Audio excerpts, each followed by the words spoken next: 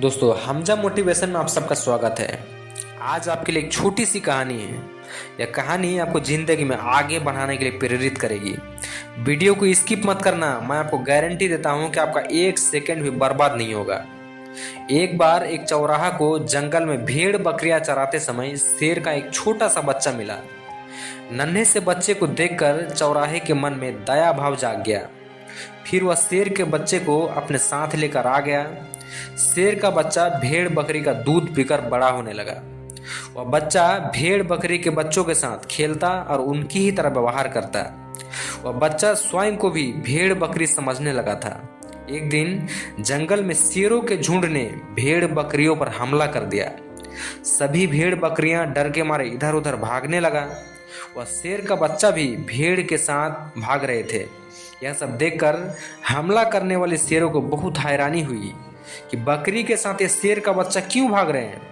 हमला करने वाले शेरों ने शेर का बच्चा को रोक लिया और कहा कि भेड़ बकरियां तो डर के मारे भाग रही है, ये तो समझ आता है, लेकिन तुम क्यों भाग रहे हो?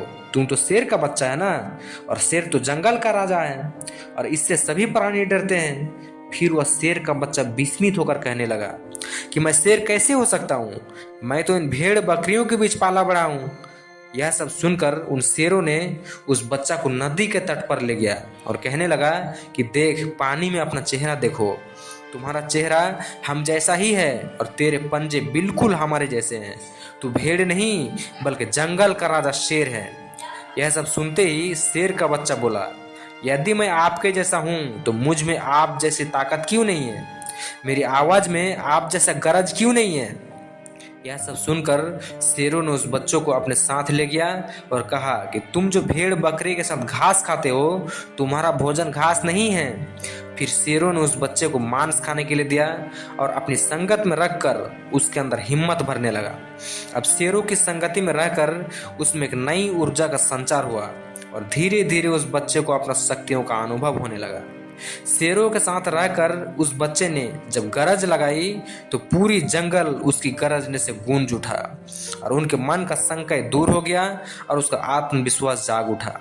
दोस्तों, जैसे शेर का वह बच्चा भेड़ और बकरी के संगत में रहकर खुद को कमजोर मान रहा था, उसी तरह हम भी जीवन में कई बार ऐसे लोगों की संगति में रहकर हमारे अंदर छुपी काबिलियत को समझ नहीं पाते हैं और खुद को कमजोर महसूस करने लगते हैं और आत्मविश्वास की कमी के कारण जीवन में असफलता से डर जाते हैं। दोस्तों, अगर जीवन में सफल होना है तो सफल लोगों की तरह सोचे, सफल लोगों की संगति में रहे। एक दिन ऐसा आएगा जब आपको धक्का मार मार के सफल बना देंगे।